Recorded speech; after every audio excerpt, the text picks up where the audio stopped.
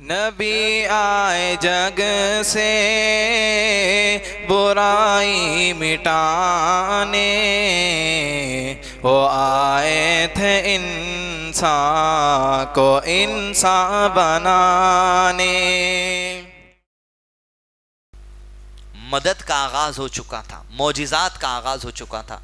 نبی صلی اللہ علیہ وسلم 43 ایئرز گزر چکے، انفرادی کام ختم، انفرادی کام اپنی جگہ چلتا، انفرادی پلس اعلانیہ کام کا آغاز ہو چکا۔ جیسے ہی اعلانیہ کام کا آغاز ہوا، مشرکین مکہ کے دل کے ارادے تبدیل ہو گئے۔ کیوں؟ کیا وجہ تھی؟ عرب کا جو ماحول تھا، یہاں پر عرب کے سارے اس علاقے میں کوئی بادشاہ نہیں تھا۔ ایران میں بادشاہ تھا، سیریا میں بادشاہ تھا، دوسرے کا بادشاہ تھے۔ مکہ اور مدینہ کے علاقے میں عرب کے چند اہم پٹیوں میں بادشاہ نہیں تھے۔ یہ عرب کے جو لوگ تھے چھوٹے چھوٹے قبیلوں میں بٹے ہوئے تھے، بنو قضا، بنو بکر، بنو ہاشم، بنو مطلب، فلاں فلاں فلاں، چھوٹے چھوٹے قبیلے۔ اور عرب کے اس علاقے میں بڑا معزز قبیلہ جو تھا وہ قریش کا قبیلہ تھا۔ اور قریش کے قبیلے کی جو عزت تھی وہ حاجیوں کی خدمت کی وجہ سے تھی۔ اور اللہ عز و جل نے وہی یاد دلایا، بسم اللہ الرحمن الرحیم، لإيلاف قريش إيلافهم رحلة الشتاء والصيف فليعبدوا رب هذا البيت فليعبدوا رب هذا البيت۔ قریش نعمت کو یاد کرو، سردیوں میں ایک جگہ جاتے، گرمیوں میں ایک جگہ آتے تجارت کے لیے، کوئی ویزے کی ضرورت نہیں، آزاد ویزا ہے تمہارے واسطے، جہاں بھلے وہاں چلے آتے تجارت کرنے کے لیے۔ اب کیا کرو؟ فليعبدوا رب هذا البيت، اس نعمت کے بدلے اسی گھر سے جو عزت ملی ہے، فليعبدوا رب هذا البيت، اسی گھر کے رب کی عبادت کرنا تمہارے اوپر فرض کر دیا گیا ہے۔ قریش معزز تھے، پورے عرب کے علاقے میں کہیں بھی چلے جاتے قریش کی عزت تھی۔ وہ قریش میں اللہ کے نبی صلی اللہ علیہ وسلم تھے۔ قریش کو اب یہ معاملہ درپیش ہو گیا کہ ہمارے ہی بچوں میں سے ایک بچہ اٹھا ہے، یہ بچے کی بات اگر دنیا کے لوگ یوں ہی مانتے چلے جائیں گے، لوگ اس کے پیچھے چلے جائیں گے، جب لوگ اس بچے کے پیچھے آگے بڑھ کر چلے جائیں گے، کہیں ایسا نہ ہو جو ہماری عزت، ہمارا معاملہ، ہماری ٹھاٹ باٹ اور ہمارا جو معاملہ یہاں پر ہے وہ معاملہ کہیں ختم نہ ہو جائے، اور لوگ اس بچے کو قبیلے کے سردار نہ بنا لے، لوگ کہیں اس بچے کے پیچھے نہ نکل جائے، بادشاہی اس کے ہاتھ میں نہ چلے جائے، پولیٹیکل سسٹم کہیں اس کے ہاتھ میں نہ چلے جائے، فائنینشل سسٹم کہیں اس کے ہاتھ میں نہ چلے جائے۔ معمولی کارپوریٹ کا الیکشن آنے والا ہے تھوڑے دن میں، آج بابا اعلان کریں۔ اب کیا کیا ہوتا معلوم ہے آپ کو؟ معمولی کارپوریٹر کے الیکشن کے واسطے وہ پتے کھول دیتے، یہ کر دیتے، ادھر کی مانڈولی ادھر کی مانڈولی، سب چلتا۔ وہ پورے عرب کے خطے میں ان کا زور تھا، اور مکے میں صرف ان کی توتی چلتی تھی۔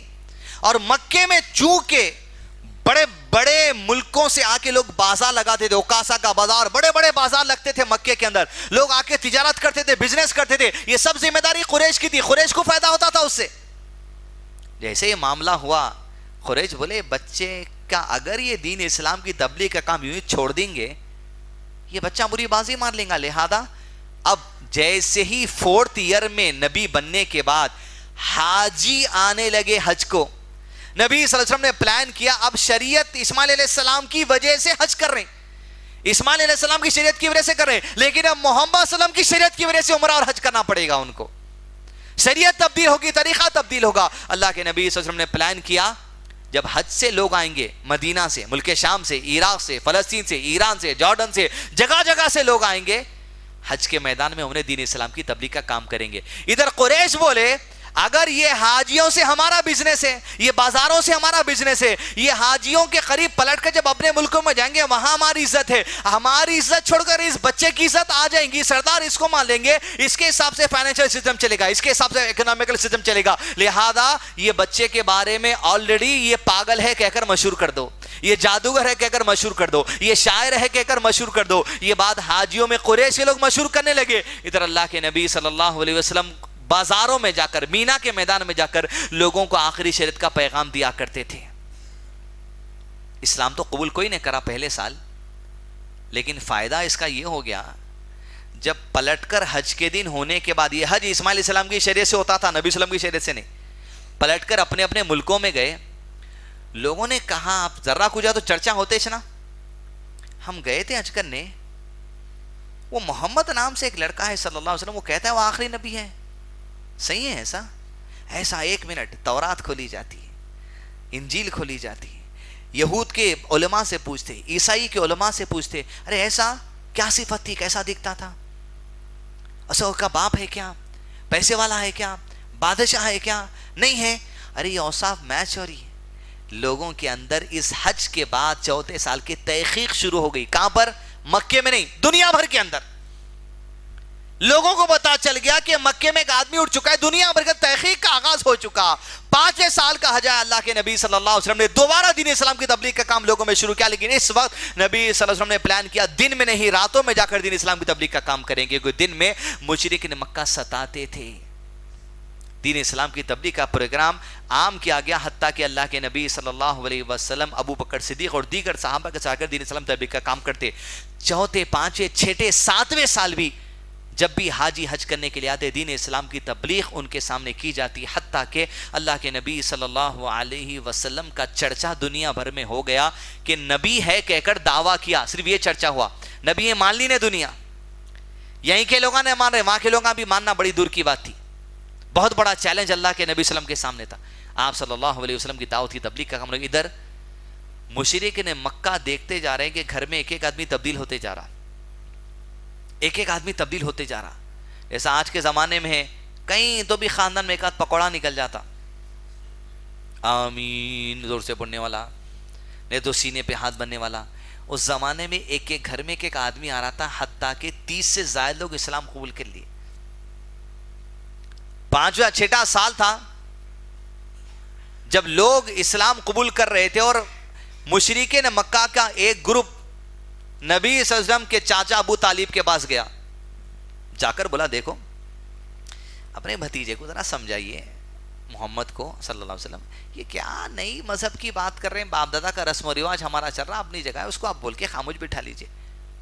ابو طالب بھی بولے معمولی بات, اچھی بات میں سمجھا لوں گا, چلے جاؤ. 1 سال گزر گیا, دعوت جاری ہے. آگ اس وقت لگی جب اللہ کے نبی صلی اللہ علیہ وسلم کے چاچا حضرت حمزہ اسلام قبول کر لیے. ایسی آگ لگی, ایسی تکلیف مشرکین مکہ کو گئے ابو طالب کو, اس کا کہ ابو طالب بچے کو سمجھاتے یا نہیں سمجھاتے یا ہم قتل کر دینا اس کو. ابو طالب نے کہا معاملہ سنجیدہ ہے, محمد کو بلایا صلی اللہ علیہ وسلم, کہا بیٹے یہ کچھ باتیں کہہ رہے ہیں, چھوڑ دو ان کی بات, مان لو. لیکن اللہ کے نبی صلی اللہ علیہ وسلم نے کہا اگر یہ مجھے روکنے کے لیے اس کام سے, کون سے کام کی بات کریں چاچا جناب, اس کام سے روکنے کے لیے اگر اتنی محنت کر لیں, جا کے ایک ہاتھ میں سورج اور چاند بھی لا کے رکھ دیا تو میں روکنے والا نہیں.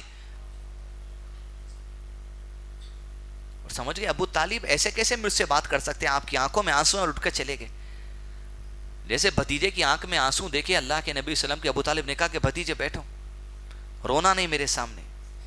تم کہتے ہو تمہارے رب کی طرف سے وہی آتی ہے, جو وہی آتی ہے تبلیغ کا میں تمہارا ساتھ دوں گا مرتے دم تک. کفار کی زبان سے مدد کا اعلان اللہ عز و جل نے کروا دیا.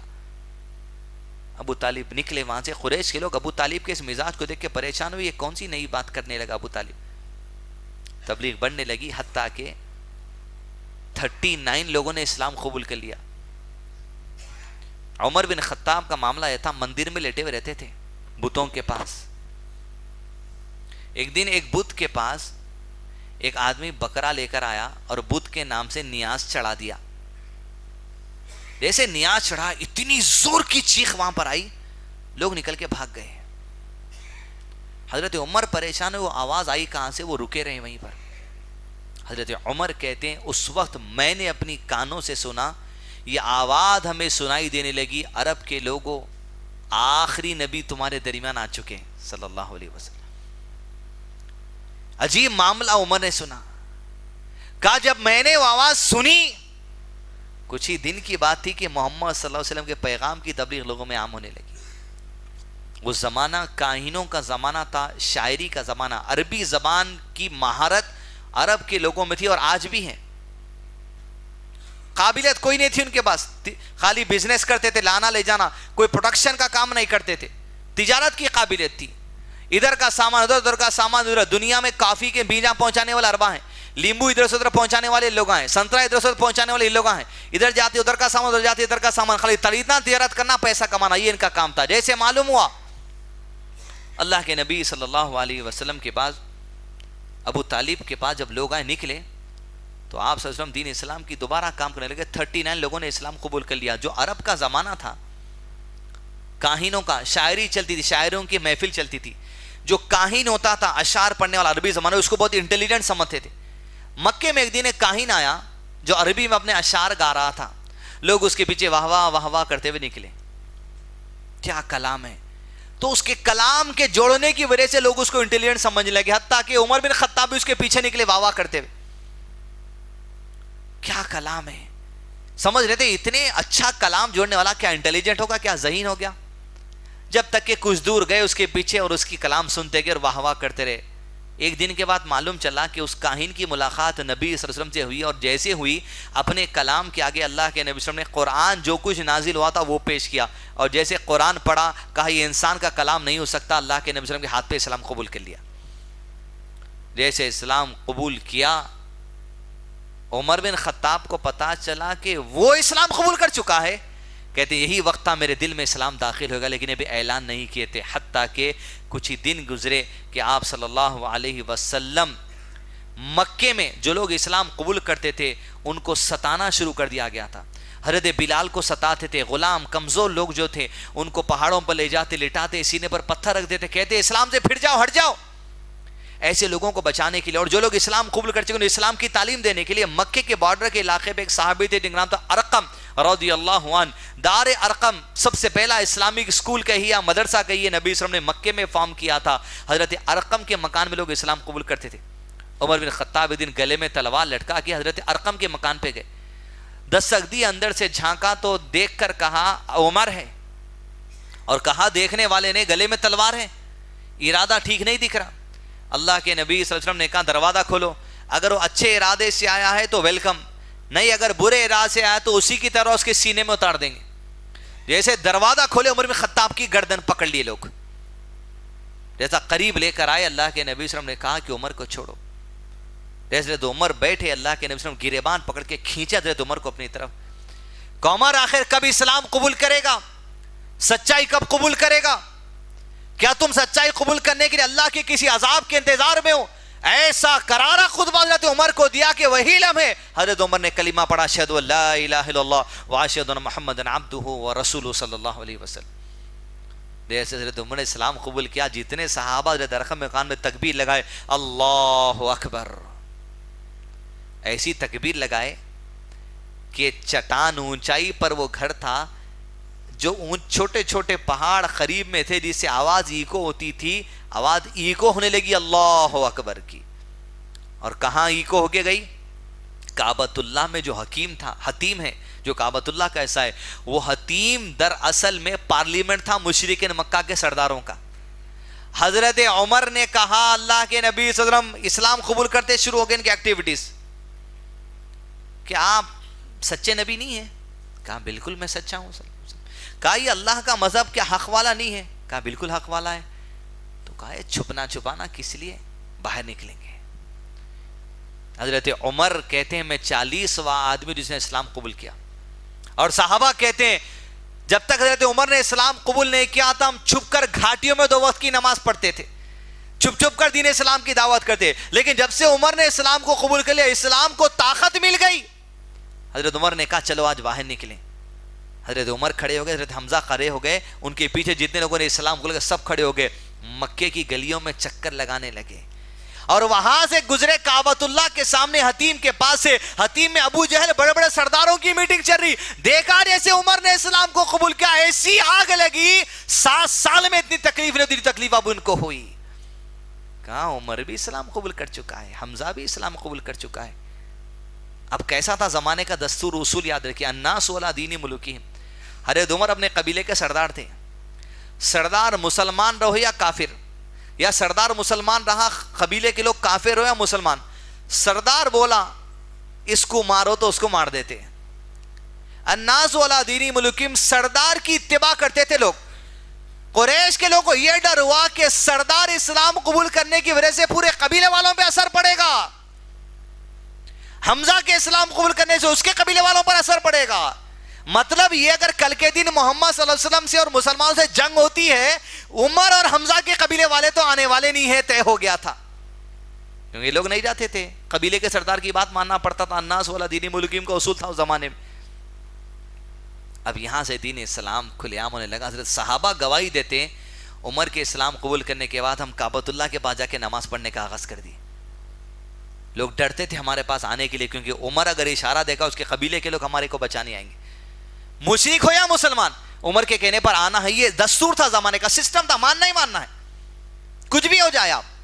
ابو طالب کافر تھا, لیکن ابو طالب کے کہنے کی وجہ سے لوگ نہیں مارتے تھے نبی صلی اللہ علیہ وسلم کو. کیوں؟ قبیلے کے سردار کی اتباع کرتے تھے. یہ ایک خاص سسٹم تھا ان کے بعد. یہ سسٹم اسلام کو بہت بڑا فائدہ پہنچایا آگے بھی. 40 آدمی اسلام قبول کیا, لیکن بعض کمزور صحابہ کو مار پیٹ زیادہ ہوتی تھی, تو اللہ کے نبی صلی اللہ علیہ وسلم نے ان کے ایمان کی سلامتی کے لیے انہیں کہا مکہ چھوڑ کے چلے جاؤ. کہاں جاؤ؟ حبشہ جاؤ. ہجرت سب سے پہلے مدینہ نہیں ہوئی, سب سے پہلے حبشہ ہجرت ہوئی. نجاشی جہاں کا بادشاہ تھا, جب حالات درست ہو گئے تو لوگوں کو واپس بلا لیا گیا. حتیٰ کہ نبی صلی اللہ علیہ وسلم کے اس مضبوط دین اسلام کی تبلیغ کے کام کے منظر کو دیکھتے مشرک مکہ پریشان ہوئے, اور دیکھا کہ ابو طالب بھی ساتھ دے رہے ہیں. ایک آفر لے کے گئے ابو طالب کے پاس. آفر میں یہ تھا, اقنس نام سے خوبصورت لڑکا تھا عرب میں, وہ خوبصورت لڑکے کو ابو طالب کے پاس لے کر گئے. بولے ابو طالب دیکھو, سارے عرب کی وادی کا سب سے خوبصورت لڑکا یہی ہے, اس سے خوبصورت تو ہماری نظر میں کوئی نہیں ہے, اس کو اپنا بھتیجا بنا لو, محمد اور ہمارے درمیان سے جو صلی اللہ علیہ وسلم اسے مار دیں گے. ابو طالب کو ایسی تکلیف اس بات کو ذہن میں, بڑا سخت جواب ابو طالب دے کے بڑھا دیا. جب دیکھے حالات کچھ اور ہیں, آخری میٹنگ کی اللہ کے نبی صلی اللہ علیہ وسلم سے. قریش کے لوگوں نے ابو طالب کا ساتھ چھوڑ کر نبی صلی اللہ علیہ وسلم کے پاس گئے, کہا اللہ کے نبی صلی اللہ علیہ وسلم آئیے ایک کام کریں, بات کریں گے. بٹھائے, غالباً 8 سال ہو گئے تھے دعوت کے. کہا دیکھو اچھی بات ہے, تم کہتے ہو نا اللہ کی عبادت کرو, ہم تو اللہ کو مانتے ہیں, اللہ کا انکار کہاں کرتے ہیں, ہم تو مان لیے, اور تم جیسی بولیں گے ویسی عبادت کرتے اللہ کی. قریش کے سردار جاتے تھے, کیوں؟ سارے لوگ نہیں آتے تھے, سردار جا کے بولتے تھے یہ کام ہو گیا, یہ کام کرتے رہو. سردار آ کر بولے اللہ کی عبادت تم اور ہم کرتے, چلو کوئی بات نہیں, لیکن ہماری بھی ایک بات ہے. اللہ کے نبی صلی اللہ علیہ وسلم نے کہا کیا بات ہے, بولو. تم ہمارے بتوں کی بھی پوجا کرنا. اللہ کے نبی صلی اللہ علیہ وسلم نے جواب نہیں دیا. سورہ کافرون کا نزول ہوا, بسم اللہ الرحمن الرحیم, قل یا ایھا الکافرون. جو اللہ کی عبادت کرنے کا وعدہ کرے لیکن پھر لات عزا منات کی بھی پوجا کرتے, بولے لا اعبد ما تعبدون ولا انتم عابدون ما اعبد ولا انا عابد ما عبدتم ولا انتم عابدون ما اعبد لکم دینکم ولی دین. میرے مذہب میں لات عزا منات کی کیا بات ہے, ایک کالی راکھ کی بھی میں تصور نہیں کر سکتا پوجا اور عبادت کرنے کی, بس اللہ ہی پر توکل عبادت لائق وہی ہے. لکم دینکم ولی دین, اگر یہ بات ہے تو تمہارا دین تمہارے ساتھ, میرا دین میرے ساتھ. قریش کا یہ پاسا بھی فیل ہو گیا, دین اسلام پھیلنا شروع ہو گیا. تاکہ 8 سال ہو گئے, 9واں سال کا آغاز ہوا. ابو جہل سب سے بڑا سردار مکے کا, قریش کے لوگوں کا, نبی صلی اللہ علیہ وسلم کے پاس پہنچا, کہا آج کچھ بات فائنل ہو جائے. اللہ کے نبی صلی اللہ علیہ وسلم نے کہا اچھی بات ہے, اگر آج تم بات کچھ فائنل کرنے آئی ہے تو میری بات سن لو. تم یہ چاہتے ہو ابو جہل کہ عرب کی بادشاہی تمہارے پاس آ جائے, تم اسی وجہ سے مجھے روک رہے ہو؟ کہا بالکل. تم چاہتے ہو کہ عرب کی بادشاہ تمہارے ہاتھ میں, اور عرب کے جتنے الائنس والے لوگ ہیں, ایران کے, فارس کے, مدینے کے, سب لوگ تمہارے الائنس بن جائیں, تمہارے تابع بن جائیں, تم یہی چاہتے نا؟ کہا بالکل ہم یہی چاہتے. کہا ایک بات میں تمہیں کہہ دوں وہ مان لو, عرب کے بادشاہ تم ہو اور جتنے الائنس ہے سب کے سب لوگ تم سے جڑ جائیں گے, کہ تم ناراض نہیں ہوگا. کہا بھتیجے کیا بات ہے, بتا دو, عمل کر لیں گے. اللہ کے نبی صلی اللہ علیہ وسلم نے کہا اگر عرب کی بادشاہ چاہتے ہو, خلافت کا خالی دعویٰ کرنے والے خلافت لائے تو ہی ہوتی. اللہ کے نبی صلی اللہ علیہ وسلم نے کہا عرب کی بادشاہ اگر چاہتے ہو, سارے عرب کے خطے کے لوگ تمہارے تابع داری میں چاہتے ہو, ایک کام کرو, توحید پر آ جاؤ, لا الہ الا اللہ, شرک چھوڑ دو, دیکھو تمہارے ہاتھوں میں بادشاہت آ جائے گی. جیسے بات سنا ایڑی جھٹک کر وہاں سے نکلا اور کہا اب بات ختم, اب بات کچھ اور ہونے والی ہے. اللہ کے نبی صلی اللہ علیہ وسلم کے لیے قتل کا پلان کر لیا گیا. 7 ہجری کے اختتامی حصے میں فائنل بات ہو گئی, قتل کر دیا جائے گا. جیسے قتل کا پلان ہوا, ابو طالب کو بات ملی, باپ کی بات یاد تھی عبد المطلب کی کہ بیٹے کی حفاظت کرنا ہے. بات کیا تھی؟ ہمارا گھر کا لڑکا، ہمارے قبیلے کا لڑکا کچھ بھی ہوگا، مسلمان ہوگا، باپ دادا کے مذہب پر ہوگا، اس کی جان بچانا ہماری ذمہ داری ہے۔ ابو طالب کو جیسے پتا چلا کہ اللہ کے نبی صلی اللہ علیہ وسلم کے قتل کا اعلان ہو چکا ہے، سازشیں تیار ہو چکی ہیں، رات پر بستر پر اللہ کے نبی صلی اللہ علیہ وسلم کو کچھ دیر سلا کر اٹھا لیتے اور دوسروں کو وہاں سلا دیتے۔ بازار میں جہاں اللہ کے نبی صلی اللہ علیہ وسلم جاتے، آپ صلی اللہ علیہ وسلم کے ساتھ نوجوانوں کا سیکیورٹی گارڈز آپ صلی اللہ علیہ وسلم کے ساتھ بھیجائے جاتے، حتیٰ کہ اللہ کے نبی صلی اللہ علیہ وسلم کے لیے ابو طالب نے ایسا بڑا مشورہ کر لیا، عرب کے قبیلوں کی نیند اڑ گئی۔ دو قبیلے بنو مطلب اور بنو ہاشم کے نوجوانوں کو ابو طالب بلا لیا، چھوٹے چھوٹے قبیلے تھے قریش میں۔ بنو مطلب اور بنو ہاشم کے نوجوانوں کو بلا کر کہا کہ محمد جو بھی ہے صلی اللہ علیہ وسلم ہمارے قبیلے کا لڑکا ہے، اس کی جان بچانا ہماری ذمہ داری ہے، اس کے مال کی حفاظت ہماری ذمہ داری ہے۔ میں کہہ رہا ہوں جب تک میری زندگی ہے تمہاری ذمہ داری ہے محمد کی حفاظت کرنا صلی اللہ علیہ وسلم۔ ابو طالب بول دیا۔ بنو مطلب بنو ہاشم سارے نوجوان، اسلام قبول کرنے والے 50-60 تھے اب تک، لیکن سارے نوجوانوں نے اعلان کر دیا جو بھی ہمارا مذہب ہے، باپ دادا کے مذہب پہ رہنے والا بھی، مسلمان بننے والا بھی اعلان کر دیا محمد کی حفاظت کریں گے صلی اللہ علیہ وسلم۔ جیسے قریش کے لوگوں کو پتا چلا کہ بنو مطلب بنو ہاشم نبی صلی اللہ علیہ وسلم کی تائید میں آ چکے ہیں، عرب کا دستور تھا، اعلان ہو گیا ہم تائید کر دیے محمد کی صلی اللہ علیہ وسلم۔ اب اصول کیا تھا؟ اب اگر کوئی قبیلے والا عرب کا محمد صلی اللہ علیہ وسلم کے جسم پر خراش بھی لائے گا، مطلب یہ کہ اس نے بنو مطلب اور بنو ہاشم سے اعلان جنگ کر دیا، ہم سب میدان میں اتر جائیں گے۔ یہ رول اور یہ سسٹم تھا اس کا، یہ بہت فائدہ دیا اللہ کے نبی صلی اللہ علیہ وسلم کی دعوت اور دین اسلام کی تبلیغ کے لیے۔ جیسے دیکھیں بنو مطلب بنو ہاشم سامنے ہیں، قریش کے لوگ بولے اب تو ایسا ہو جائے گا کہ اگر ہم جنگ لڑنے نکلیں گے تو ہمارے ہاتھوں کافروں کا قتل ہو جائے گا، جو اسلام قبول نہیں کی انہی کو مارنا پڑے گا ہماری تلوار سے، لہذا ہمارے ہاتھوں سے ہمارے لوگوں کو کیسے ماریں گے؟ پالیسی بدلے، اعلان کر دیے بنو مطلب بنو ہاشم کو مار تو نہیں سکتے تھے، بنو مطلب بنو ہاشم ابو طالب نبی صلی اللہ علیہ وسلم تمام صحابہ جو اسلام قبول کر چکے تھے سب کا سماجی بائیکاٹ کرنے کا اعلان کر دیا گیا۔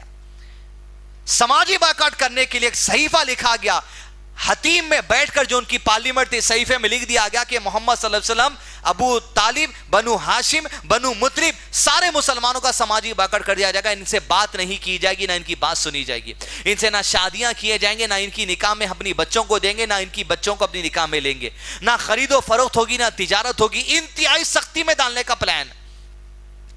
جیسے یہود فلسطین کا بارڈر بند کر کے کرتے اکنامیکل تکلیف دینے کے لیے، انڈے لیتے، انڈے آتے فلسطین کو تو انڈوں کی ٹرے پھینک دی جاتی نیچے انڈے پھوڑ دینے، ایسی تکلیف کا پلان کر کر ایک صحیفہ جس کا نام لکھا گیا تھا بسمک اللہم سے شروع کرے تھے۔ سوچیے آپ، اللہ کے نام سے صحیفہ لکھے، ایگریمنٹ، نیچے لکھ رہے ہیں محمد کا بائیکاٹ کرتے ہیں صلی اللہ علیہ وسلم، اور بولے یہ صحیفہ کعبۃ اللہ کی دیوار پہ لٹکا دو، جب تک یہ صحیفہ نکلے گا نہیں تب تک بائیکاٹ نہیں چلے گا۔ یہ صحیفہ ایسا لٹکا گا جی دوستو 3 سال تک بائیکاٹ چلا ہے۔ شیب ابی طالب نام سے ایک علاقہ تھا، اس علاقے میں سارے کے سارے جمع ہو گئے تھے، صرف 4 حرمت والے مہینوں میں یہ جو سو بائیکاٹ کھولتے تھے، محرم، ذی القعدہ، ذی الحج اور رجب، یہ 4 حرمت والے مہینوں کی عزت کرتے تھے۔ کیوں کرتے تھے عزت عرب کے لوگ؟ اسماعیل علیہ السلام کی شریعت میں عزت کرنا تھا، اس وجہ سے دین پہ عمل بھی ہو رہا، وقت کے رسول کے خلاف بھی کھڑے ہو گئے۔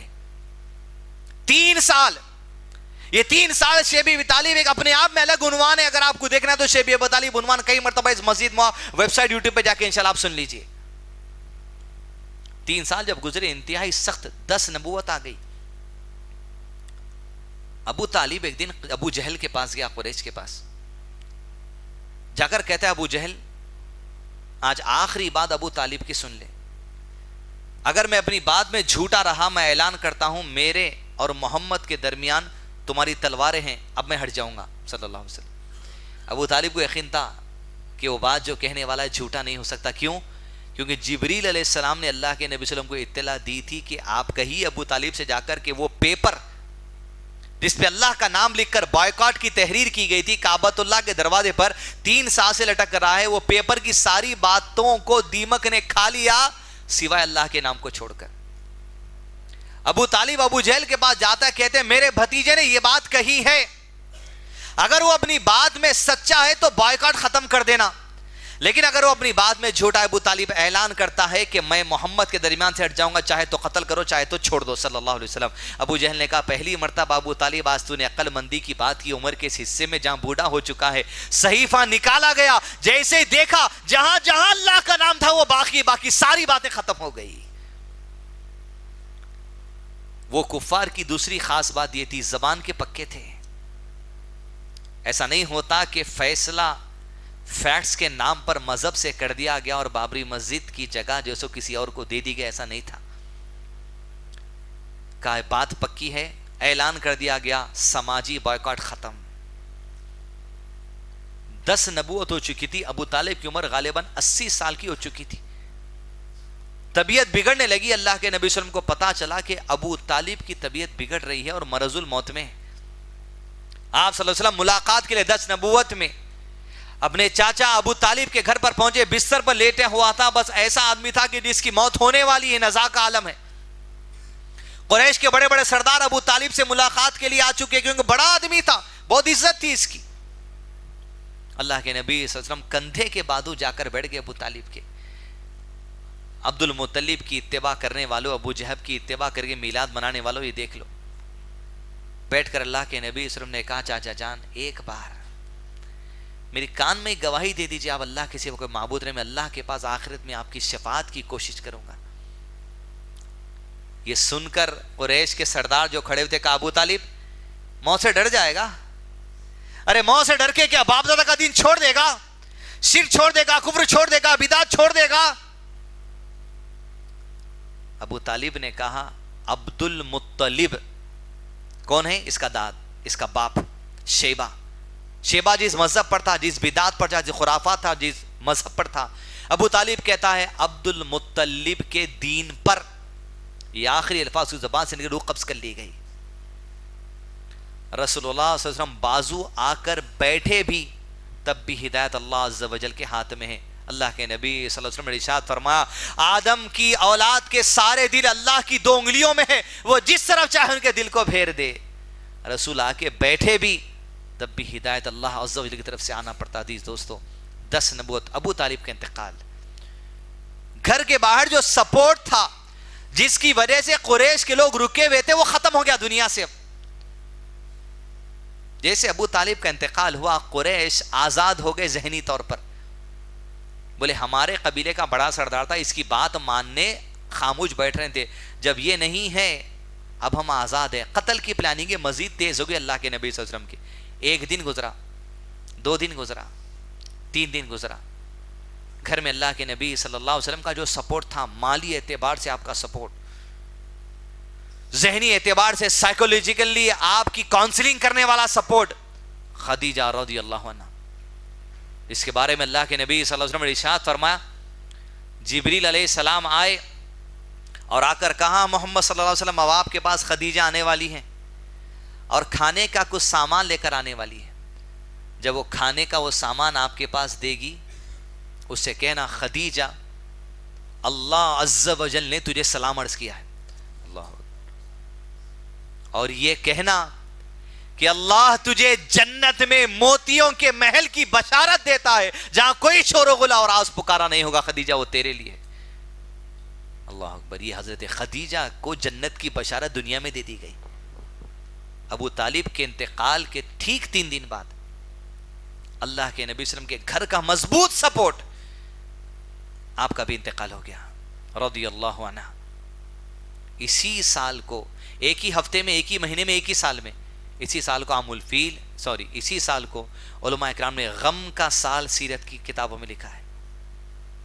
ابو طالب کا انتقال، قتل کی سازشیں تیز ہو گئی، عرب کے سارے قبیلے جو مکے کے آطاف رہتے تھے آزاد ہو گئے، قریش کے بڑے بڑے سردار آزاد ہو گئے، گھر میں حضرت خدیجہ کا جو سپورٹ تھا وہاں پر اللہ کے نبی صلی اللہ علیہ وسلم کو دلی تکلیف ہوئی، غم کا ماحول تھا۔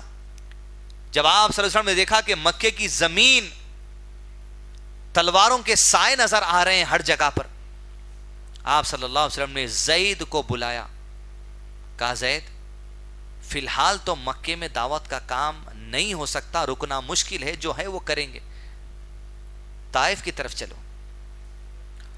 10 نبوت اللہ کے نبی صلی اللہ علیہ وسلم مکے سے طائف پیدل سفر کیے تاکہ مشرکین مکہ کو کسی بھی اعتبار سے یہ اندازہ نہ ہو کہ اللہ کے نبی صلی اللہ علیہ وسلم اونٹ پر جا رہے ہیں تو مکہ چھوڑ کر جا رہے ہیں. یہ دبدبا ان کے سینے میں قائم رکھے تھے اللہ کے نبی صلی اللہ علیہ وسلم. طائف جا کر آپ صلی اللہ علیہ وسلم سوچے کہ وہاں پر شاید کچھ اگر کسی کا سپورٹ مل جائے. کیسا سپورٹ؟ جیسا سپورٹ ابو طالب دیا تھا ویسا سپورٹ. ایک قبیلے والا بھی اگر سپورٹ کر دیا طائف کا, طائف اور قریش کے لوگوں کے مابین جو بھائی چارگی, اگر طائف کا کوئی ایک قبیلے والا سپورٹ کر دیا, قریش کے لوگ میرے اوپر تلوار اٹھانے سے رک جائیں گے. کیوں؟ نبی صلی اللہ علیہ وسلم پہ ہاتھ اٹھانا وہ پورے قبیلے سے اعلان جنگ کرنے کا اصول اس زمانے کا تھا. وہ اس زمانے کے اصول کو اپنانے آپ طائف پہنچے. 20 بڑے قبیلے وہاں پر تھے طائف کے اندر. 20 قبیلے کے 20 بڑے بڑے سرداروں سے میٹنگ ارینج کیے. کیوں؟ الناس ولا دینی ملوکیم, بادشاہ کو قبیلے کے سردار کو دعوت دیتے تھے اللہ کے نبی صلی اللہ علیہ وسلم, یہ کہہ کر جس طرح تم اپنے قبیلے کے لوگوں کے ذمہ دار ہو دوسرے معاملے میں, یہ دعوت پہنچانے میں میں حق ادا کر دیا, تمہاری ذمہ داری ان تک پہنچانا. اسی طرح دعوت ہوتی تھی آپ صلی اللہ علیہ وسلم کی. 20 سردار سے ملے, دین اسلام کی تبلیغ کی بات کی, کئی گھنٹے وہاں پر رہے. لیکن یہ 20 کے معاہدے قریش کے لوگوں سے اندر ہی اندر تھے. قریش کے لوگوں کی باتوں میں آ کر طائف کے لوگوں نے اللہ کے نبی صلی اللہ علیہ وسلم کو کہہ دیا کہ طائف چھوڑ کر چلے جائیے.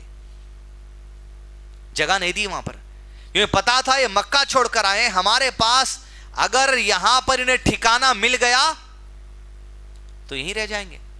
کہا نکل جاؤ. اور جب نکلنے چلے, طائف کے لوگوں نے اپنے اوباش لڑکوں کو اشارہ دے دیا, مارتے ہوئے نکالو تاکہ دوبارہ یہاں نہ آئے.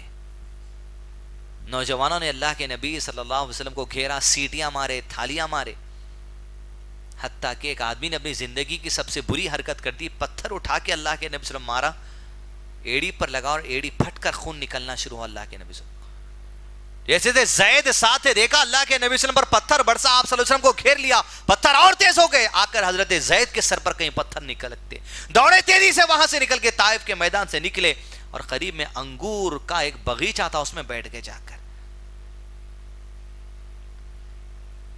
اور اپنے زخموں کو پوچھنے لگے اللہ کے نبی صلی اللہ علیہ وسلم, اور زخم پوچھتے اور دعا کرتے, اے بار الہ, تیرے چہرے کے اس نور کی پناہ چاہتا ہوں جس سے اندھیرے روشن ہو جاتے ہیں. کیسی قوم کے حوالے مجھے کر دیا یا رب, ایسی قوم جسے میں دعوت دیتا ہوں وہ قوم مجھے پتھر برساتی یا رب. یہ پتھر کا کھانا اگر یہ تیری آزمائش ہے یا رب, میں ہر آزمائش سے گزرنے تیار ہوں, ہر پتھر کھانے تیار ہوں, لیکن میرے رب تو مجھ سے راضی ہو جا. ہر آزمائش سے یا رب یہ بابری مسجد کی جگہ نہیں ملنا, یہ آپ کی آزمائش ہے یا رب, مگر تو ہم سے راضی ہو جا, وہ عمل کی توفیق عطا کر جس سے ہم راضی کر لیں تیری ذات کو. زخموں کو پوچھتے. اس انگور کے باغیچے کے 2 مالک تھے, وہ کافر تھے, بھی اسلام قبول نہیں کیے تھے. ان کے پاس ایک عیسائی غلام تھا آداس. اللہ کے نبی صلی اللہ علیہ وسلم کے چہرے کو دیکھ کر انسانیت جاگ اٹھی. کہا آداس انگور کے گچھوں میں سے گچھا اس آدمی کو دے دے. آداس انگور کا گچھا لیا اور اللہ کے نبی صلی اللہ علیہ وسلم کے پاس پہنچا. کہتے میرے آقاؤں نے آپ کے لیے پیش کیا ہے. اس انگور کے گچھے سے ایک انگور توڑتے اللہ کے نبی صلی اللہ علیہ وسلم, ایک سنت کی کتنی بڑی اہمیت ہے دیکھیں آپ. صرف ایک سنت, کوئی سنت اللہ کی قسم معمولی نہیں ہوتی. اللہ کے نبی صلی اللہ علیہ وسلم انگور توڑے اور بسم اللہ بول کے کھائے. کیا ہے کھانے سے پہلے کی دعا؟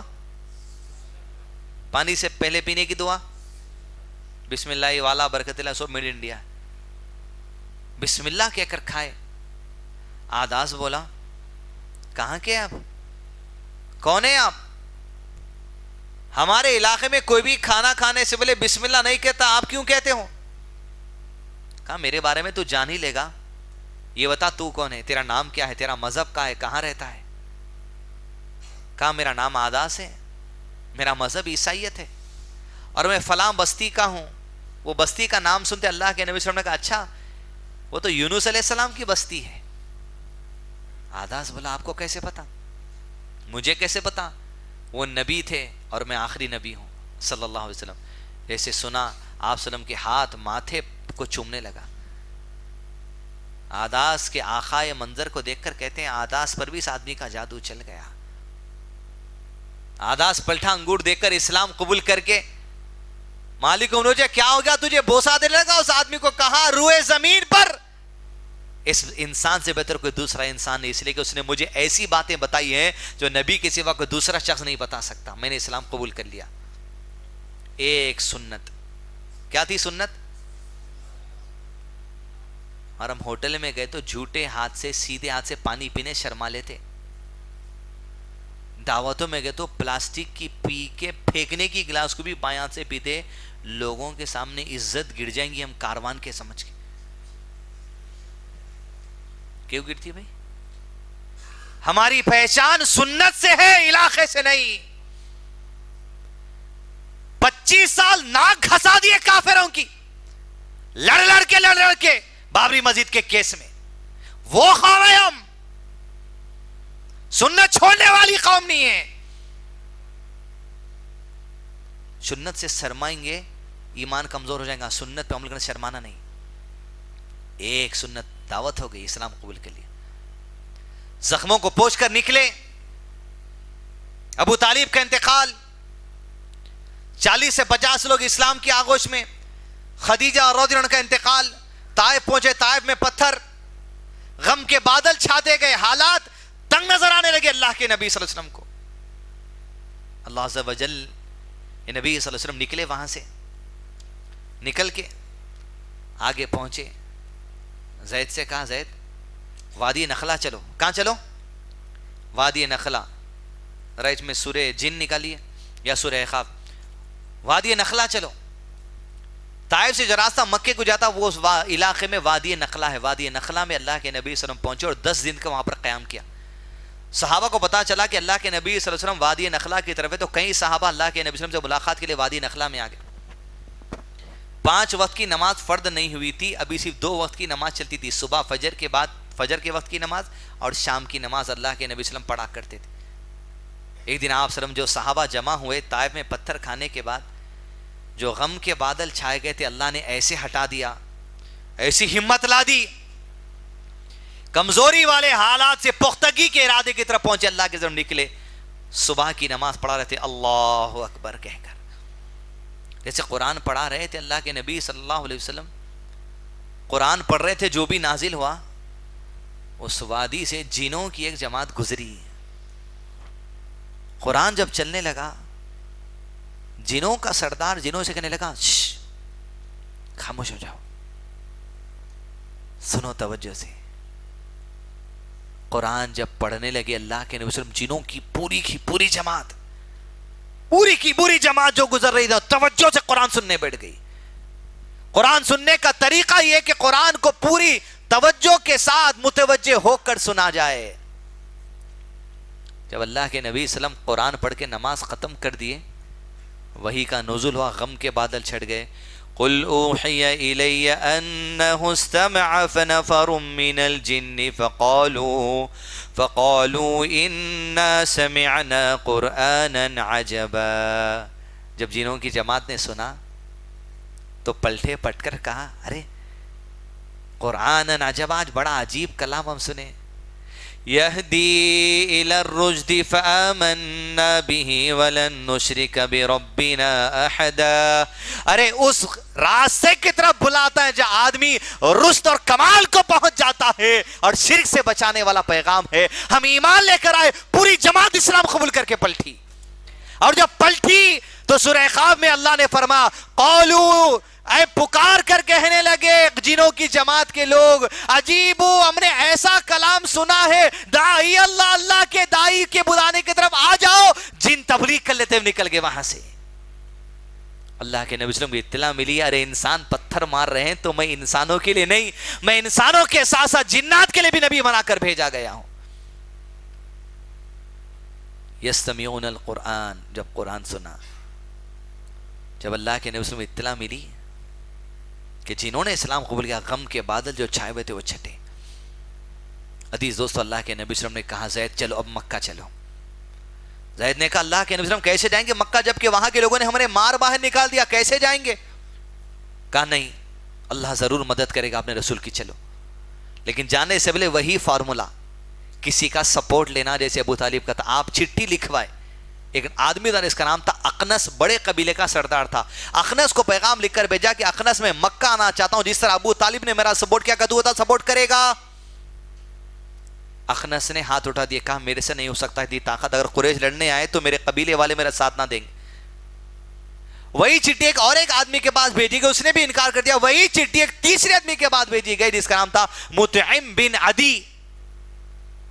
مطعم بن عدی کے بعد جیسے چٹھی پہنچی، اللہ نے اس کے دل کو ہدایت دی. حالانکہ اسلام قبول نہیں کہا تھا، اپنے نوجوان لڑکوں کو، قبیلے کے چند لوگوں کو لے کر کعبۃ اللہ کے پاس پہنچ گیا جہاں حتیم تھا. حتیم کے بعد قریش کے بڑے سردار ابو جہل وغیرہ بیٹھے تھے، اپنی اونٹ کی پیٹھ پر کھڑے ہو کر کہہ دیا میں نے محمد کو امان دے دی ہے صلی اللہ علیہ وسلم. اب مطلب یہ کوئی ہاتھ تو لگاؤ، میرا پورا قبیلہ اس کے ساتھ ہے صلی اللہ علیہ وسلم. یہ معنی تھا، یعنی تم محمد کو مارو گے صلی اللہ علیہ وسلم تو مطلب یہ ہے میرے قبیلے سے تم نے اعلان جنگ کر دیا، میں جنگ لڑوں گا تم سے. جیسے مطعم بن عدی نے اعلان کیا، اللہ کے نبی صلی اللہ علیہ وسلم زید کے ساتھ آئے اور سیدھا آپ صلی اللہ علیہ وسلم کعبۃ اللہ کے پاس آئے، اور آنے کے ساتھ ہی آپ صلی اللہ علیہ وسلم نے حجر اسود کا بوسہ لیا، 2 رکعت نماز پڑھ اور گھر کو آپ صلی اللہ علیہ وسلم چلے گئے. 10 نبوت کا عرصہ تھا. آپ صلی اللہ علیہ وسلم نے اپنا دوسرا نکاح کیا حضرت عائشہ سے رضی اللہ عنہ. 6 سال کی عمر حضرت عائشہ کی تھی رضی اللہ عنہ، لیکن ودائی نہیں ہوئی تھی. دوسرا نکاح حضرت عائشہ سے ہوا. ودائی نہیں ہونے کی وجہ سے آپ نے تیسرا نکاح حضرت سودا سے کیا. ترتیب کے اعتبار سے ودائی دوسرے نمبر پر حضرت سودا کی ہے، لیکن نکاح دوسرے نمبر پر حضرت عائشہ کا ہے. سودا رضی اللہ عنہ سے اپنے آپ نے صلی اللہ علیہ وسلم نے اپنا تیسرا نکاح کیا، لیکن ودائی دوسری کی. حضرت سودا قبول اسلام کی قبولیت اپنے شوہر کے ساتھ شروع کے دنوں میں کر چکی تھی، لیکن حضرت کے شوہر کا انتقال ہونے کے بعد اللہ کے نبی صلی اللہ علیہ وسلم نے انہیں نکاح کا پیغام بھیجا، اس اعتبار سے کہ کہیں حضرت سودا جاہل معاشرے کی باتوں میں آ کر اللہ کا دین نہ چھوڑ دیا. آپ نے نکاح کر لیا. 11 یا 12 نبوت کا حصہ غالب بنایا. اللہ کے نبی صلی اللہ علیہ وسلم کے لیے مدینہ جانے کی تیاری کا آغاز ہو گیا 2 اعتبار سے. اول 11-12 نبوت کے درمیان حصے میں اللہ کے نبی صلی اللہ علیہ وسلم کے لیے بہت بڑا معجزہ ہوا، جس سے آپ کے ایمان کا لیول اونچے لیول پر چلے گیا. معراج کا سفر اللہ کے نبی صلی اللہ علیہ وسلم کو کرایا گیا، جہاں اللہ عز و جل کے دربار میں آپ نے نور کے پردے کے پیچھے سے اللہ سے وحی لی. 50 وقت کی نمازیں فرض کی گئی، 3 اور باتیں کہی گئی. انبیاء اکرام سے ملاقات ہوئی، انبیاء اکرام کی امامت آپ نے کی. دیکھو مر گئے سو والے اولیاء زندہ ہوتے ہیں، معراج کے وقت پہ نماز پڑھائے نا، وہ سب باتیں نہیں. مر گئے سو والے مر گئے، مگر نماز پڑھائی ہمارا عقیدہ ہے. ختم. کیسے پڑھائے ہم نہیں جانتے. الذین یؤمنون بالغیب، ہم ایمان لاتے ہیں اللہ اور اس کی رسول کی گواہی کی وجہ سے، جتنا بولے اتنا. حتیٰ کہ معراج میں نمازوں کی تخفیف ہوئی اور 5 وقت کی نمازیں اللہ کے نبی صلی اللہ علیہ وسلم پر فرض کر دی گئی اور اعلان کر دیا گیا معراج کے سفر پہ. لا تبدیل لکلمات اللہ، اللہ جو ایک بار جو بات کہتا ہے تبدیل نہیں ہوتی. نمازیں جو 50 فرض کی گئی تھی تخفیف کر کے 5 ہوگی، تم پڑھو گے 5 لیکن اجر و ثواب 50 کا ہی لکھا جائے گا. یہ خصوصیت اللہ کے نبی صلی اللہ علیہ وسلم کی امتی کے لیے. معراج کا سفر ہوا اللہ کے نبی صلی اللہ علیہ وسلم. 11 نبوت اسلام کا سب سے پہلا ٹرننگ پوائنٹ. جیسا مکہ میں آئے، ابو طالب کے بعد کس کا سپورٹ ملا مکہ میں؟ مطعم بن عدی کا سپورٹ ملا. حج کے لیے 11 نبوت میں لوگ پورے عرب سے آ گئے. اب اس بار جو لوگ آ رہے ہیں، ذہن بن گیا تھا لوگوں کا، ریسرچ کرتے کرتے معلومات کرتے لوگ ارادے سے بھی آ رہے تھے. پتا چلا ذرا اور محمد کے بارے میں صلی اللہ علیہ وسلم کیا ہے، وہی ہے اگر تم حج کو جا رہے تو. مدینے کے لوگ حج کے دن شروع ہو گئے، مینا کے میدان میں رات میں خیموں کے باہر بیٹھ کے لوگ گفتگو کرتے تھے. اس میں مدینے سے کچھ لوگ آئے ہوئے تھے، اس میں سے جو لوگ آئے ہوئے تھے 6 آدمی تھے. کتنے؟ یہ پہلا ٹرننگ پوائنٹ ہے اسلام کا. مکے سے اسلام اب باہر جانے والا ہے، طائف میں نہیں گیا. 6 لوگ مدینہ سے آئے ہوئے تھے، اپنے خیمے کے باہر رات میں بیٹھ کے ڈسکشن کر رہے تھے، باتیں چل رہی تھی. اللہ کے نبی صلی اللہ علیہ وسلم، ابو بکر صدیق، کچھ صحابہ وہاں پہنچے اور اللہ کے نبی صلی اللہ علیہ وسلم نے زبان مبارک سے ان سے کہا کیا کچھ بات ہو سکتی؟ طریقہ ہے کسی بولے بھائی کچھ بات کر سکتے.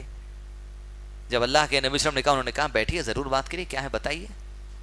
اللہ کے نبی صلی اللہ علیہ وسلم بیٹھے, اللہ کی حمد بیان کی جس کا تعارف آلریڈی ان کے پاس تھا, قرآن مجید کی تلاوت ان پر کی, احادیث کی تلاوت ان کے پاس کی, ایسا جامع خطبہ, کلام چلتے جا رہا, وہ ایسے سنے جیسا سروں پہ پرندے بیٹھے.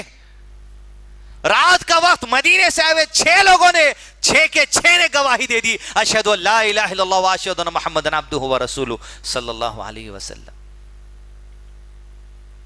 6 لوگوں نے اسلام قبول کر کہا, سب سمجھ گئے ہم یہ کیا بات ہے. ہم اعلان کرتے ہیں حج ختم ہونے کے بعد جب مدینہ جائیں گے, مدینے کے گھر گھر میں دین اسلام کی دعوت دیں گے. حج ہوا, 6 لوگ اسلام لے کر مدینہ گئے, مکے کے علاوہ مدینے میں اسلام کا داخلہ ہو گیا. پھر یہ بات طے ہوئی تھی اگلے سال جب حج کو آئیں گے تم, تب مدینے کی پوری رپورٹ لے کر آنا, لوگ اسلام کی دعوت پہ یہ کفار کے رضا سخت مزاجی اختیار کرے ہوئے ہیں یا وہاں پر نرمی ہے لوگوں میں. 1 سال وہاں کام چل رہا تھا اور 1 سال یہاں کام چل رہا تھا. آپ نے حضرت عائشہ سے شادی کی, حضرت سودا سے شادی کی, معراج کا سفر ہوا, دعوت جو ہو سکی کرتے گئی, اتنے میں 1 سال ہوا, 12 نبوت کا حج کا موسم آ گیا. کتنے لوگ گئے تھے؟ 6 میں سے 5 لوگ آئے اور مزید 7 لوگ اسلام قبول کر کے آ گئے. 12 لوگ آئے. کتنے؟ 12 لوگ مدینے سے, یعنی 7 نئے لوگوں نے اسلام قبول کر لیا 5 لوگوں کی محنت پر.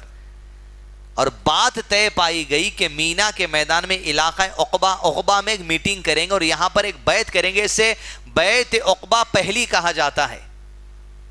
حج کے دن شروع ہو چکے, رات کا وقت تھا, مینا کے میدان میں عقبہ کے علاقے میں پوائنٹ جو طے کر لیا گیا تھا جگہ, انتظار میں تھے وہ 7 لوگ جس کے بارے میں تورات اور انجیل میں پڑھے تھے, یہود و نصارہ سے سنے تھے. بے چینی اتنی تھی نظر پڑ جائے بس محمد صلی اللہ علیہ وسلم پر. وہ صحابہ کو اعزاز ملا, کسی اور کو نہیں. رات کا وقت اللہ کے نبی صلی اللہ علیہ وسلم آئے عقبہ میں ملاقات کرنے کے لیے ان لوگوں سے, اور جیسے 7 لوگوں نے دیکھا تو دیکھتے ہی رہ گئے اللہ کے نبی صلی اللہ علیہ وسلم کو, نظریں ہٹتی نہیں. جب بات تھمی تو اللہ کے نبی صلی اللہ علیہ وسلم نے ان سے بیعت کی. کیا بیعت کی؟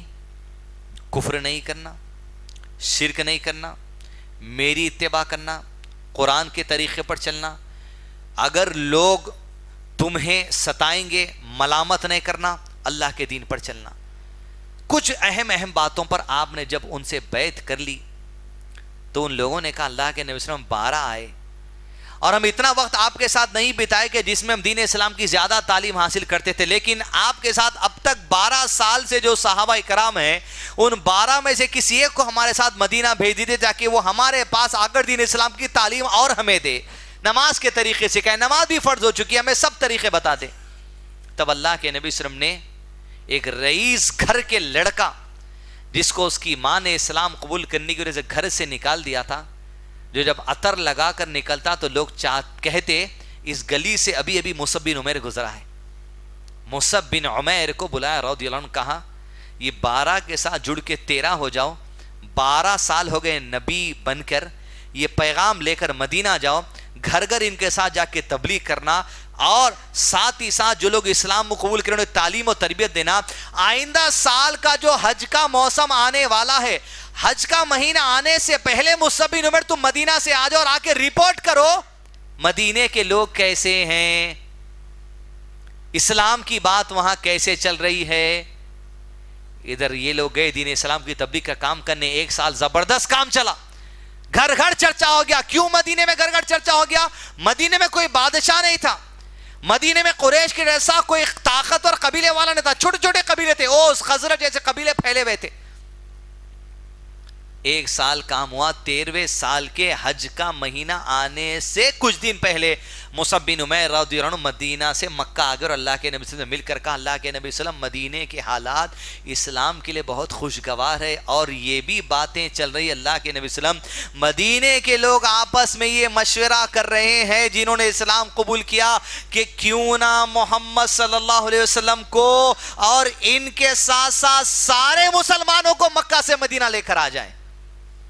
یہ باتیں چل رہی ہیں, یہ باتیں چل رہی ہیں. کہا اللہ کے نبی صلی اللہ علیہ وسلم کے دل میں بات آنے لگی کہ اگر مدینے کے دروازے کھل جائیں تو ایک اسلامک اسٹیٹ مل جائے گا، امن کی جگہ مل جائے گی، جہاں پر اسلام پہ عمل کرنے کی روک ٹوک بھی نہیں رہے گی اور دین اسلام کی دعوت دینے کی روک ٹوک بھی نہیں رہے گی، لہذا اس بات پہ ہم سوچیں گے۔ 13 سال نبوت کا مہینہ آیا، حج کے مہینے سے پہلے کون آ گئے تھے 13 میں سے؟ مصعب بن عمیر جو مکے کے ہی تھے۔ 13th ایئر نبوت کا شروع، لاسٹ سال مکے کی زندگی کا، جیسے 13ویں سال کا آغاز ہوا اللہ کے نبی صلی اللہ علیہ وسلم کی 13ویں سال کا حج آیا، 70 آدمی مدینے سے جو سو مکہ آئے حج کرنے کے لیے، جس میں کچھ مشرکین تھے اور اکثر مسلمان تھے، مطلب کہ دعوت پھیل رہی تھی مدینے میں۔ مشرکین حج کے دن جب آغاز ہو گئے مینا میں اپنے کیمپ میں، جب 70 لوگوں میں کچھ مشرکین بھی تھے، پرانے رسم و رواج پہ چلنے والے، اسماعیل علیہ السلام کی شریعت پہ چلنے والے لیکن شرک اور بت پرستی کرنے والے، وہ لوگ جب خیموں میں سوچ گئے، وہ 70 میں جو مسلمان تھے وہ عقبہ کے مقام پر دوبارہ جہاں 1 سال پہلے میٹنگ ہوئی تھی وہیں پر پہنچے۔ کیا ارادے سے؟ کہ اللہ کے نبی صلی اللہ علیہ وسلم کو مدینہ لے جانے کا آفر دیں گے۔ باتیں چل رہی تھی، رات کا طویل وقفہ ہو گیا، اللہ کے نبی صلی اللہ علیہ وسلم نہیں آئے۔ رات جب بہت زیادہ ہو گئی تب آپ صلی اللہ علیہ وسلم اپنے چاچا عباس بن عبد المطلب رضی اللہ عنہ کے ساتھ آئے۔ کون ہے؟ ابو طالب کے بھائی، خاندان والے کبھی اللہ کے نبی صلی اللہ علیہ وسلم کا ساتھ نہیں چھوڑے۔ عباس بن عبد المطلب کے ساتھ آئے رضی اللہ عنہ، اور عباس بن عبد المطلب جب محفل میں پہنچے تو بات کا آغاز سب سے پہلے عباس بن عبد المطلب نے کیا کہا؟ انصار، مددگار، اللہ کے نبی کے، مسلمانوں کے، تم کیا سمجھتے ہو؟ کہ تم بچوں کا کھیل سمجھ رہے؟ تم مسلمانوں کو اور اللہ کے نبی صلی اللہ علیہ وسلم کو مکہ سے مدینہ لے جانا بچوں کا کھیل سمجھ رہے؟ اس کا مطلب یہ ہے کہ تم نے قریش سے اعلان جنگ کر دیا، نسلوں تک جنگیں چلیں گی اگر مسلمانوں کو تم مکہ سے مدینہ لے جانے کی سوچو گے بھی تو۔ عباس ابن مطلب جتنا کہنا تھا کہہ کر بیٹھ گئے۔ انصار اٹھ کر کے اللہ کے نبی صلی اللہ علیہ وسلم جان اور مال ہر ایک سے آپ کی حفاظت کریں گے، آپ مکہ سے چل کے مدینہ چلیے، آپ کا نہیں پورے مسلمانوں کا ساتھ دیں گے، گھر بار نوکر چاکر کاروبار پیسہ دولت کھانا ہر چیز لگا دیں گے اسلام کے لیے، آپ چلیں۔ رات کے اندھیرے میں بات ہو رہی، اللہ کے نبی صلی اللہ علیہ وسلم جب ان کے جذبے کو دیکھا، بات کو تسلیم کر لیا اور ہجرت کا آغاز شروع کر دیا گیا، لیکن اللہ کے حکم کے انتظار میں تھے۔ ادھر بیت عقبہ دوسری بھی 13 نبوت کا حج کا سیزن ہوا، آسمان سے وحی کا نزول ہو گیا، جو کوئی اللہ پر اور آخرت پر ایمان رکھتا ہے اس کے لیے لازم فرض ہے کہ مکہ چھوڑ کے مدینہ چلے جائے۔ ابو بکر، عمر، عثمان، علی، سب کاروبار، سسرال، ددیال، رشتہ دار، بیوی، بچے، گھر، جائیداد، کاروبار، پیسہ جو لٹانا پڑے لٹا دو، نکل جاؤ مکہ سے مدینہ۔ تمہارے یہی درکار ہے، اب زمانے کو آنے والے لوگوں کو بتانا ہے کیا کچھ کرنا پڑے گا وقت کی ضرورت پر۔ کعبۃ اللہ کی عظمت جو تھی، محبت، وہ چھوڑ کر نکلے، آج بابری مسجد جاتی ہے تو پرواہ نہیں، ایمان کی سلامتی مساجد ہی سے نہیں بلکہ اللہ کے دین پر قائم رہنے سے ہے۔ پہنچے، جیسے آیت نازل ہوئی اللہ کے نبی صلی اللہ علیہ وسلم نے اعلان کر دیا۔ کیا اعلان کیا؟ جو کوئی اللہ اور آخرت پر ایمان رکھتا ہے نکل جاؤ۔ within 2 months اعلان ہونے کے 2 مہینے میں آپ سوچ کے دیکھیے، گھر خالی شفٹ کرنا ہے کرائے کا تو سوچ جاتے 10 مرتبہ۔ 2 مہینے میں، صرف 2 مہینے میں اللہ کے نبی صلی اللہ علیہ وسلم، ابوبکر صدیق، ان کے گھر والے حضرت علی، ان کے گھر والے امہات المومنین کو چھوڑ کے پورے مدینہ چلے گئے۔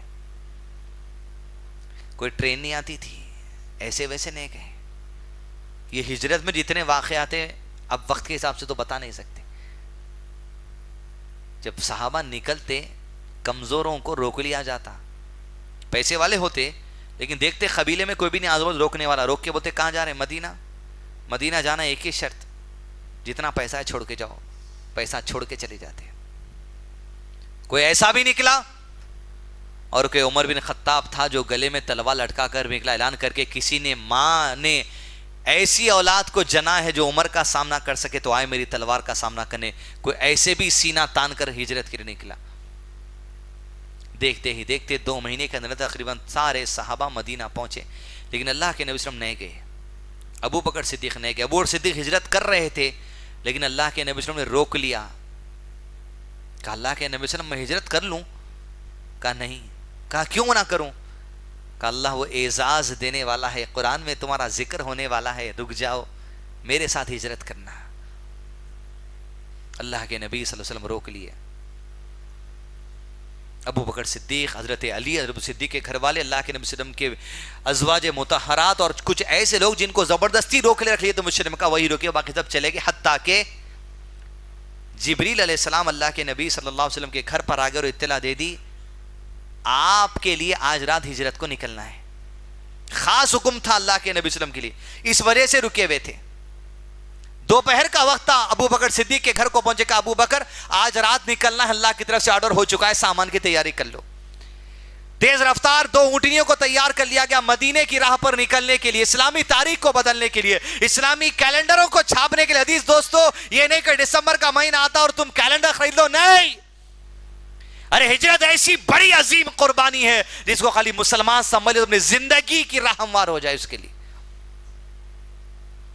شام کا وقت تھا، مشرکین مکہ پارلیمنٹ بٹھائے، حتیم میں اور اعلان کر دیا جتنے تھے چلے گئے، بچے کچھ، ابو طالب ختم ہو گیا، رہی بات متنبی ندی کی، جو ہوتا ہے دیکھا جائے گا۔